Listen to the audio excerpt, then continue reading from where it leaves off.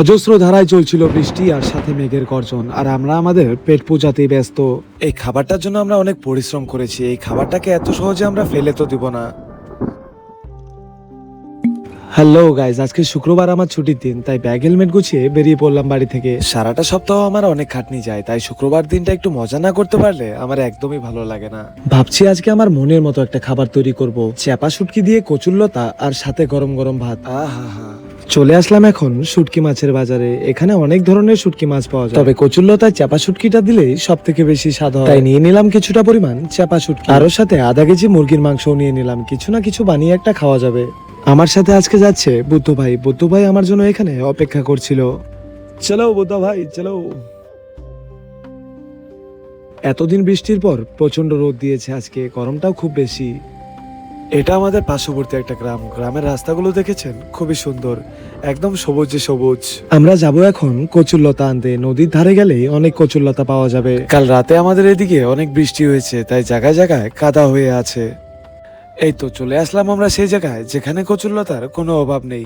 এই যে দেখতে পাচ্ছেন, যেখানে সেখানে কচুরলতা মাটি থেকে উপচে আছে। আমি চাইলে বাজার থেকেই কচুরলতা কিনে আনতে পারতাম, কিন্তু বাজারের লতা আর এই লতার স্বাদের মধ্যে আকাশ পাতাল তফাৎ। কারণ এই লতাগুলো ন্যাচারাল ভাবে জঙ্গলে জন্মেছে। পুরোনো দিনের সেই স্বাদ খুঁজে পেতে চাই, তাই আমাদের ন্যাচারাল কচুরলতাগুলোই লাগবে। আমরা কিছুটা এগিয়ে দেখবো, কারণ ওই দিকের কচু গাছগুলো একটু বড় মনে হচ্ছে, সেখানে বড় বড় লতা পাওয়া যেতে পারে। হ্যাঁ, ঠিকই ভেবেছিলাম আমরা, এদিকে অনেক কচুরলতা আছে, আর এখানের গুলো দেখা যাচ্ছে অনেক বড় বড় লম্বা লম্বা। এখানে আর 2-4 মিনিট খুঁজলেই হয়তো আমাদের খাওয়ার জোগাড়টা হয়ে যাবে।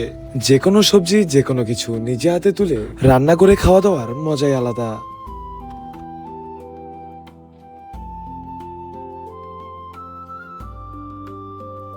আমাদের দুজনের জন্য যথেষ্ট কচুলতা তুলে ফেলেছি আমরা, আরো 1-2 জন থাকলে খেতে পারতো আমাদের সাথে। এখন এগুলোকে নিয়ে যাব। সামনেই রয়েছে বড় নদী, আর বড় নদীর জলে ধুয়ে নিব ভালো করে। মোটামুটি ভাবে ধুয়ে নিলাম কচুরলতাগুলো, জাস্ট কাদাটা না থাকলেই হয়েছে। কচুরলতাগুলো কাটার পরে তো আমাদের আরেকবার ধুতেই হবে। এখন আমরা বসার জন্য একটা সুন্দর জায়গা দেখে রেখেছি, সেখানেই যাব। যাওয়ার সময় রাস্তায় একটা বাঁশঝাড় দেখলাম, সেখান থেকে 2টা কাঁচা কঞ্চি নিয়ে নিলাম আমরা। এটা দিয়ে আমরা কি করব পরে অবশ্যই দেখাবো। কাল রাতে মুষলধারে বৃষ্টি হয়েছিল এখানে। ঝাড়ে জঙ্গলে পড়ে থাকা লাকড়িগুলো এই কিছুক্ষণের রোদে কখনোই শুকাতে পারে না, তাই আমরা ভাবছি এখানেই পড়ে থাকা হালকা শুকনো কিছু বাঁশের ডাল কঞ্চি নিয়ে যাব। কারণ বাঁশ হালকা ভিজা হলেও জ্বলে যায়, কিন্তু লাকড়ি সহজে জ্বলতে চায় না। বাঁশগুলোকে বাঁধার জন্য আমি গাছের থেকে একটা লট ছিঁড়ে নিলাম, আর ওদিকে বুদ্ধ ভাই বাঁশগুলো কুড়াচ্ছে। এই তো পেয়ে গেছি আমাদের প্রয়োজনীয় লাকড়ি। এতটুকু লাকড়িতে আমাদের রান্না হয়ে আরো বেশি। এসব জিনিস একটু বেশি নিয়ে যাওয়া ভালো, কারণ রান্নার মাঝে লাকড়ি শর্ট পড়লে এটা আসলে একটা দিকদারি। এই জায়গাটা আমি দেখে রেখেছিলাম, দেখতে পাচ্ছেন খুব সুন্দর একটা গাছ। আজকে চারিদিকে অনেক রোদ, তাই আমরা আজকে এই গাছের নিচেই বসবো।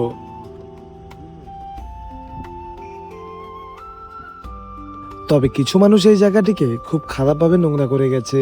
এত সুন্দর প্রাকৃতিক পরিবেশের মধ্যে এত নোংরা দেখতে একদমই ভালো লাগছে না আমাদের। আমি আর বুদ্ধ ভাই মিলে ভাবলাম এখানেই বসবো, কিন্তু জায়গাটাকে আগে ভালো মতন পরিষ্কার করে নেব, তাহলে জায়গাটাও পরিষ্কার হবে আর আমাদের রান্না বান্না খাওয়া দাওয়াটাও হয়ে যাবে। তারপর আমরা আর দেরি না করে কাজে লেগে গেলাম। কেটে নিব এখন কচুর লতাগুলো।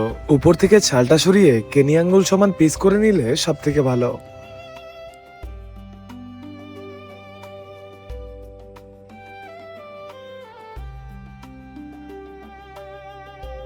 কচুরলতাটা কাটা হয়ে গেলে ওই যে দূরে দেখতে পাচ্ছ নদীটা, সেখানে কচুরলতা, শুটকি মাছ, মাংস সবকিছু নিয়ে একবারে ধুতে যাব আমরা।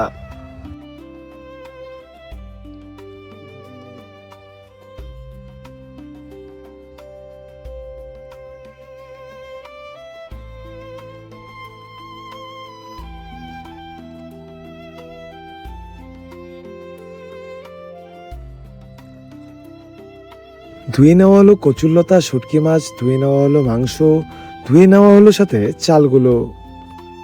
এখন আমরা ভাত বসানোর জন্য হাঁড়িতে কিছুটা জল ভরে নিয়ে যাব। তারপরে এখন আমাদের আগুন জ্বালানোর জন্য খুঁড়ে নিতে হবে উনুন। বুদ্ধ ভাইকে আমি বললাম, যেহেতু আমাদের হাতে আজকে সময়টা কম, তুমি উনুনটা খুঁড়ো, আমি কাটাকাটিটা করছি। আজকে আমি তাড়াহুড়োতে চপিং বোর্ডটা আনতে ভুলে গেছি, তাই চপিং বোর্ডের বদলে ভাতের হাঁড়ির ঢাকনাটা ব্যবহার করলাম। হ্যাঁ, বেশ ভালোই কাজ চলছে, সেরকম কোনো একটা অসুবিধা হচ্ছে না আমার। কেটে নিলাম পেঁয়াজ, ছুলে নিব এখন রসুন গুলো। আর ওদিকে বুদ্ধ ভাই উনুনটা খুলে আগুন জ্বালাতে ব্যস্ত। এই তো সুন্দর জ্বলে গেছে আগুনটা, বাঁশের আগুন বেশ ভালোই ধপধপ করে জ্বলছে। এই মুহূর্তে বসিয়ে দিব আমরা ভাতটা, আর ভাতের হাড়ির নিচে আগুনে দিয়ে দিব দুটো শুকনো লঙ্কা আর একটা রসুন পোড়া। এই রসুন পোড়া আর শুকনো লঙ্কা পোড়াটা মাংসতে ব্যবহার হবে। আজকের মাংসটাকে আমরা পুড়িয়ে খাবো, তাই বুদ্ধু ভাইকে বললাম তুই পাঁচটাকে একটু ছিলে নে, আমি ওদিকে উনুনটা বানাচ্ছি আরেকটা। হঠাৎই উনুনটা বানাতে বানাতে আকাশটা প্রচন্ড পরিমাণ খারাপ করে ফেললো। আমি ভাবতে পারছিলাম না জাস্ট এতটুকু টাইমে আকাশ এত খারাপ কি করে হলো। কপালটা কি আমাদের এতটাই খারাপ নাকি? শান্তিতে কি একটু খেতেও পারবো না আজকে? কচুরলতাটা তো রান্না শুরুই করতে পারলাম না, কি যে হবে শুধু উপরওয়ালাই জানে।